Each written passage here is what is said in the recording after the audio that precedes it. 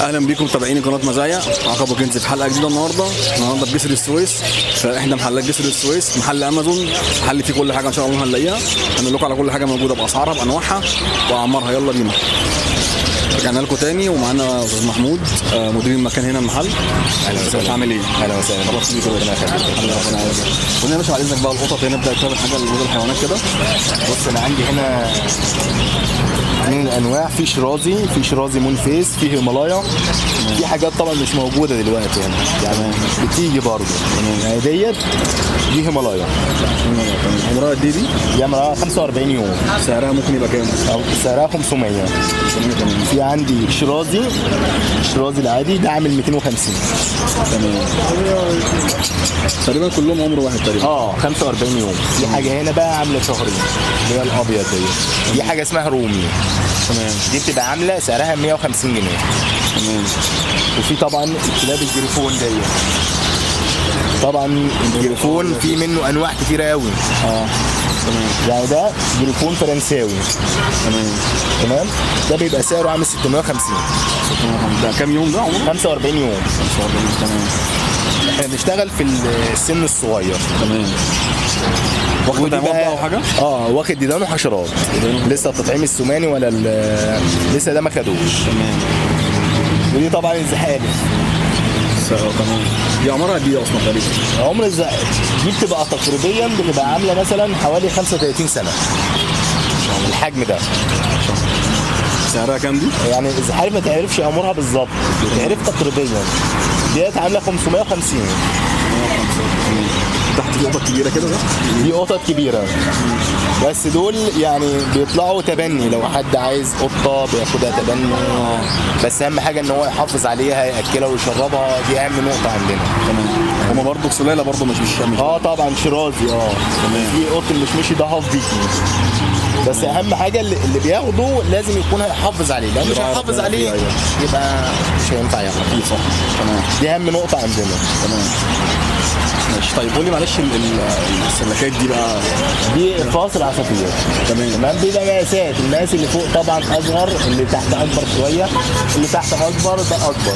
تمام. اللي فوق اسعاره ايه؟ اللي فوق 60، اللي تحت 70، هنا 80. وفي السلاكه ديت الكبيره دي عامله 140. 140. ومعاه العش بتاعها ده ولا؟ لا، العش الوعد. العش في الاسترالي بيبقى عامل 15، في العش الفيشر بيبقى 25، وفي العش الكوكتيل عامل 30. تمام. واللي في ظهرك ده معلش؟ دي البوكسات طبعا. البوكسات فيها منها انواع كتيره جدا. في بوكس زي كده ده عامل 120، في بوكس زي كده ده عامل 150، في بوكس زي كده عامل 130. في منه انواع كتير. في منه المقاسات الكبيره دي للسفر. الكبير ده بكام؟ الكبير ده عامل 1400، 1250. في طبعا الوسط ده عامل 300. تمام.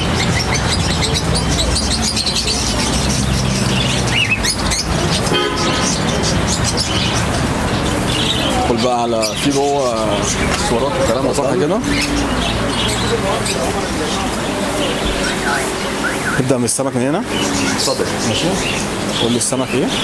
في السمك طبعا بيبدأ من نوع الانجل، فانتيل كاليكو، فانتيل جرامي، سيلفر شارك.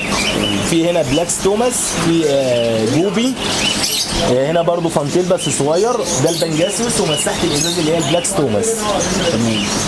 الاسعار بقى احنا ممكن نفهم ايه؟ الاسعار الانجل عامله 15، الفانتيل عامله 20، في دي عامله 20 برضو. فانتيل هنا عامله 15، الجرامي دي عامله 15، في الفيش ديت 3 ب 10، وفي الجوبي عامل 3 ب 10، وفي الفانتيله الصغيره ديت ب 10، وفي البنجاسوس ده عامل 15.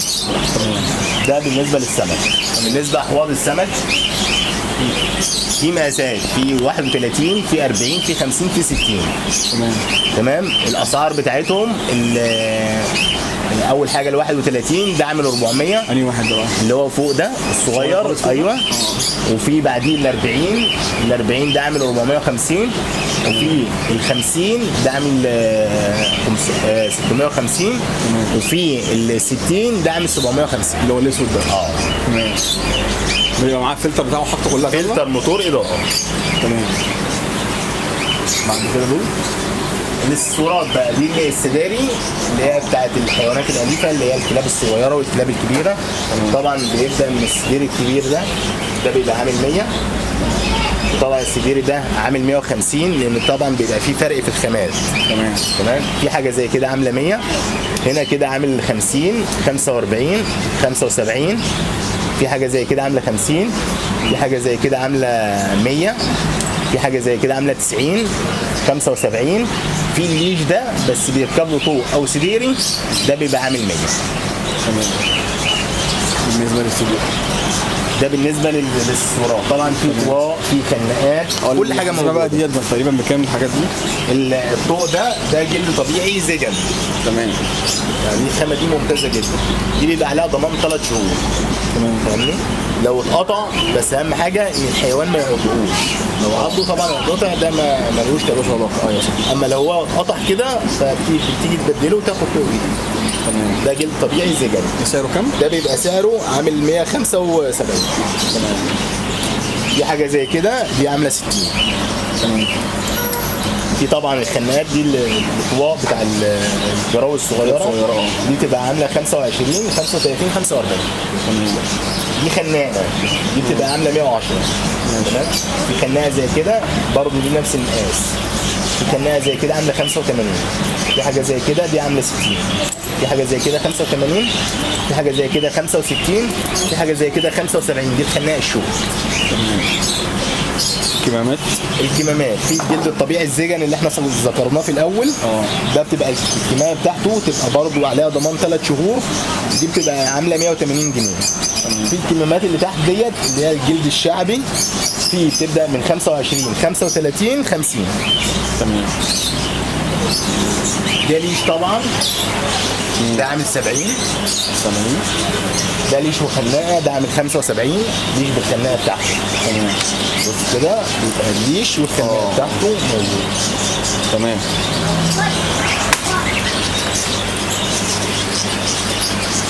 طبعا دي الفرش بتبدا من 50 ل 35 وفي حاجه ب 25. دي طبعا الفرش. ودي طبعا البابورونات.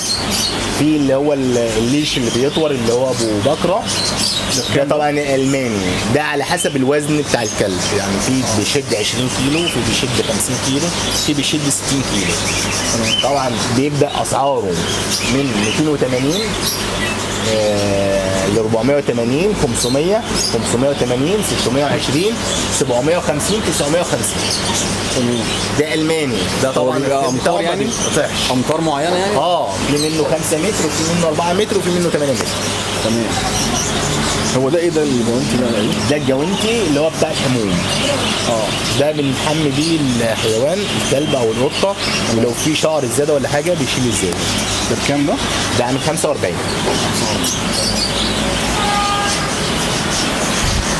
دي العضادات. العضادات دي يعني العضادات فيها خامات. في خامه كويسه وفي خامه وسط وفي خامه طبعا على قدها. بتبدا من هنا من 150 75 في حاجه هنا 55 155 40. في الحاجه دي عامله 60. في العضاده ديت عامله 45 وده 35 العضادات. دي طبعا الكور بتبقى تبدا من 25 ل 75.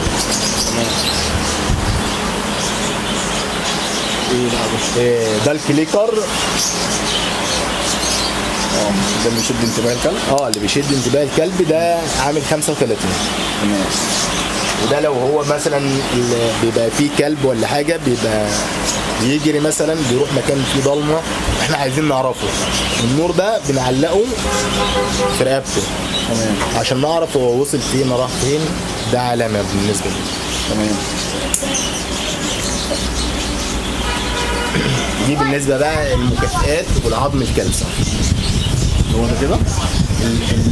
الاولاني ده مكافئات، ده لما بيعمل الكلب حاجه كويسه احنا بنديله قطعه عشان يتعود يعمل حاجه كويسه على طول. تمام نكمل على كده. اما العظم ده كالسيوم بيقوي الفك للسنان وبيديله كالسيوم. وبدل ما يقطع حاجه. وبدل ما يقطع حاجه وفي نفس الوقت عضاده بيسنن عليها. تمام. طبعا الكريس طبعا بيبقى فيه فيتامين عالي قوي كويس جدا يعني. اسعارها ايه بقى؟ الاسعار بيبقى عامل 75 65. العظم بيبقى فيه من 25 ل 75. طبعا ودي مكافئات طبعا للقطط. مكافأة القطط بتبدأ من 65 ل 85. مكافئات القطط. في طبعا ده تريتس برضو للكلاب. بيبدأ من 35 ل 45. هنا بقى الشامبوهات والفوم وشامبو اللي فيه الاسبري مدرب التواليت، في اسبري مهدئ يعني لو الكلب مهيبر او القطه مهيبره طبعا نرش لها اسبري مهدئ عشان يهديها شويه. لو عايزين نقص ضوافرها، عايزين نحلق لها، في اي مشكله عندنا عايزين نهديها ليها يعني. وفي الاسبري الاولاني الاوميجارد ده مدرب التواليت، نرشه في المكان اللي احنا عايزين الكلب يتدرب يعمل فيه تواليت. تمام. في طبعا ده شامبو دراي، ده حموم من غير ميه. يعني ده حموم من غير ميه. لما يكون مثلا كلب صغير مش عايزين نحميه ميه عشان ما يتعبش، طبعا بنرش عليه البودر وبنسرحه كده كانه استحمى. وبيغير ريحته، يخلي ريحته كويسه. يعني هو مش سائل اصلا؟ لا مش سائل، بودره. تمام. واللي تحتيه ده الشامبو السائل اللي هو الحموم بالميه. تمام. اللي تحتيه ده الفوم ده اللي احنا مش عايزين نحمي الميه برضه، هو ده الفوم. تمام. واللي تحتيه برضه الشامبو دراي، يعني عبوات كبيره واللي تحت دي عبوات صغيره. تمام. هنا طبعا الاكل الحيوانات اللي هي الكلاب والقطط. ده الاكل طبعا الشركه المعروفه دي رويال كانون. بيبقى كل حاجه يعني مخصص، كل حيوان ليه اكل معين. يعني الجيرمان ليه اكل معين، الروتفايلر ليه اكل معين، البيتبول اكل معين. كل حاجه نازل له اكل معين. وفي طبعا منه علاجي، يعني بينزل منه اكل علاجي. في طبعا عندنا قطط كتير في مشاكل كبيره بنقابلها بنسبه الحصاوي والاحتباس في البول ونركب قسطره والحاجات دي. طبعا بيبقى في اكل ليهم اسمه يونينري، ده طبعا بيعالج الحصاوي والاملاح والاحتباس في البول. ده بيروح لو وراه عند دكتور بيشرح له ده وبيكتب له على الاكل ده. طبعا شركه رويال كانون شركه محترمه جدا واكلها معروف ومنتج عالمي. هو من اقوى الشركات فعلا. من اقوى الشركات. طيب قول لي بقى الاسعار هنا ايه رويال؟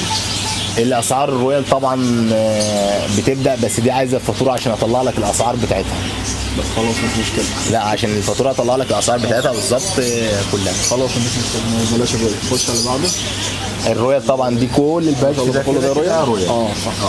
طيب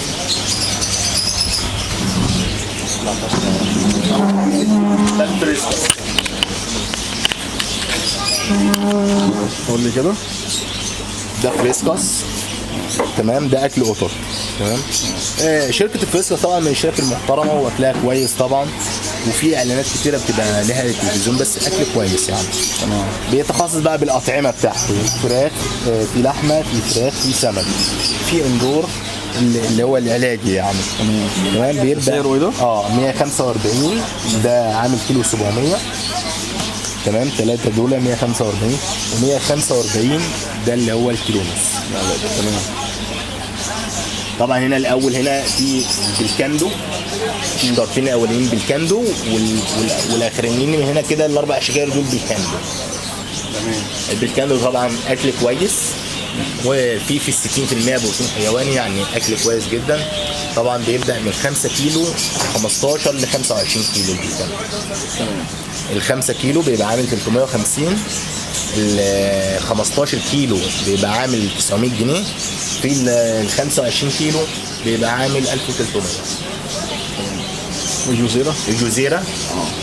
الجزيرة طبعا دي شركة من الشركة المحترمة برضو جدا جدا جدا، يعني كويس جدا. تمام. هو والهابي والميرا برضه. الشركات دي ما شاء الله يعني بتنافس يعني شركات كويسه جدا.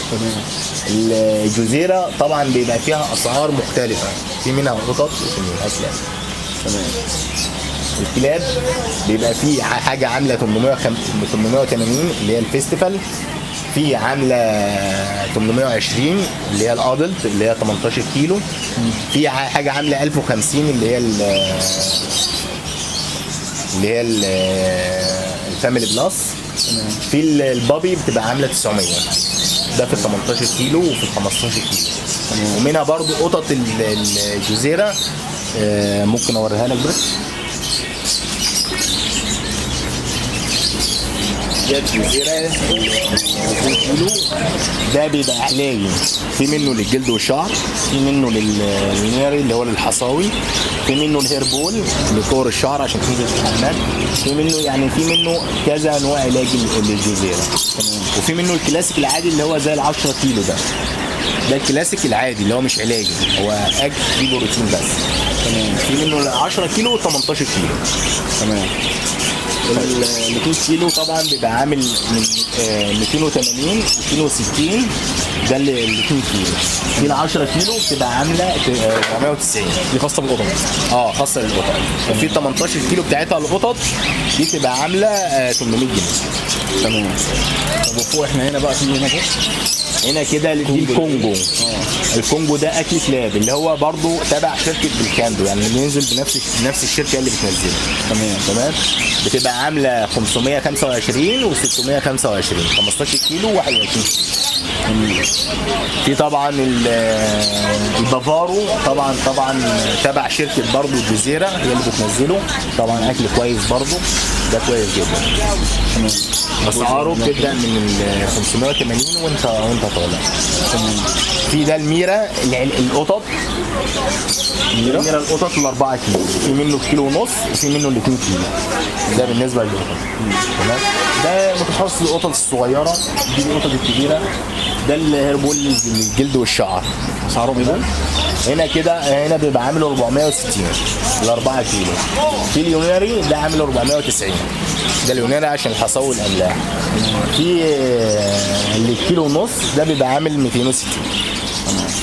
اليناردو اكل كويس جدا وشركه محترمه جدا، طبعا اكل كويس يعني ممتاز، ثبت وجود هو والاريو. تمام.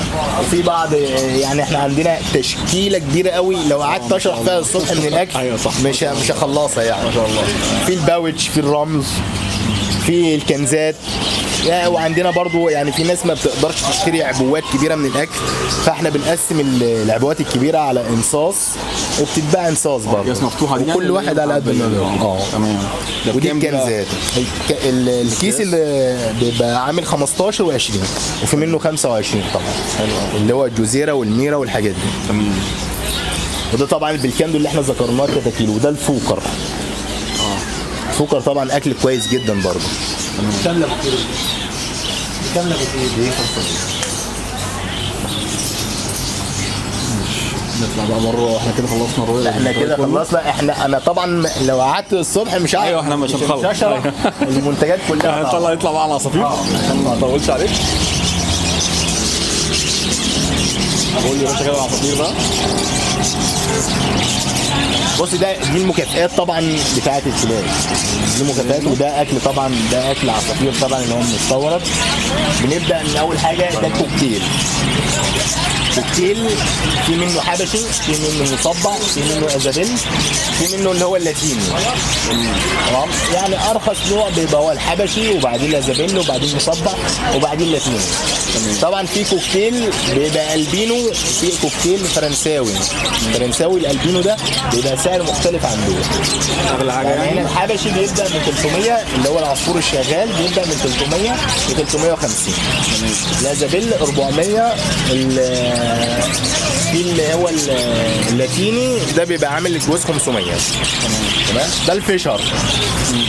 الفيشر ده بيتقسم الى قسمين، في منه فيشر وفي منه روز. العصفورين بيبقوا متشابهين مع بعضهم. الفيشر بتبقى عليه على عينه بيبقى فيه جفن. الروز لا مش كده، ما يبقاش على عينه الجفن ده ابيض ده. يعني ده ده كده فيشر. هنا العصفور الاخضر ده روز، ده معلوش جفت على عينه اللي هو الاخضر اللي بره ده. تمام. وده برضو الروز والفيشر. هنا كده الاسترالي.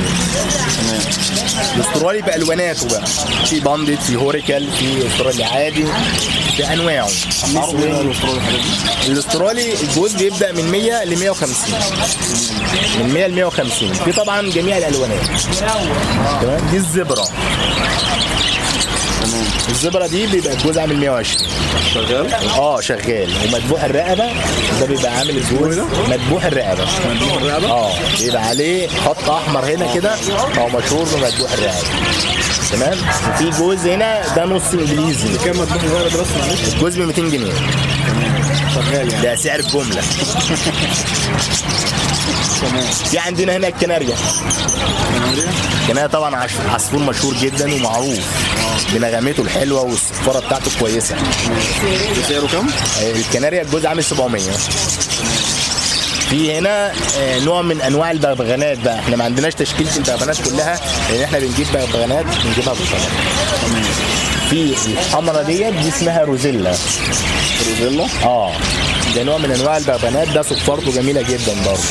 ده كده كام بسعره؟ الروزيلا دي عامله 3.5.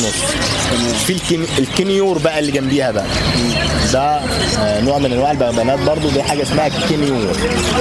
الكينيور ده يعني في منه بيبقى متدرب وبيطلع على اليد، يعني حاجه انت بتلعب بقى طفل حبه ان هو ما تعضهوش ما تعملهوش. ده متدرب بيبقى سعره عالي شويه، يعني ده بيبقى عامل 2000، في منه بيبقى الجوز عامل 2500. تمام. هو الاحمر ده اسمه ايه معلش؟ روزيلا. روزيلا؟ ده سعره 3.5؟ واللي معاه دي؟ كينيور. تمام. تقريبا دي تشكيله الاسترالي كلها بقى. دي تشكيله الاسترالي كلها بكل الواناتها. وده كوكتيل بكل الواناته، وفي كوكتيل هنا تحت لو انت عايز او حابب تصور. كوكتيل برضه؟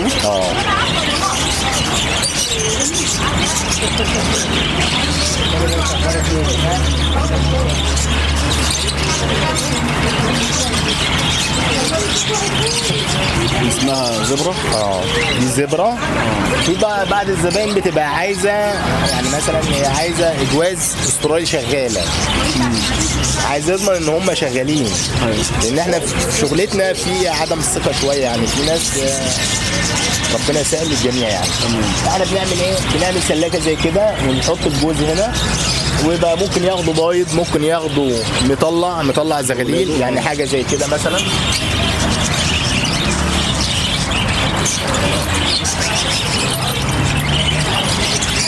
ده جوز. تمام. وده زغاليله الصغيره ما شاء الله.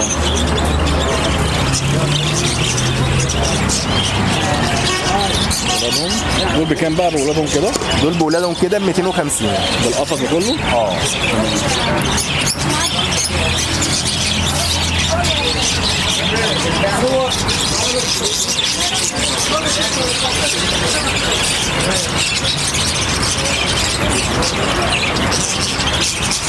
حبيبي يا باشا انا تعبتك معايا يا استاذ محمود. حبيبي يا باشا انا تحت امرك. خلينا والله.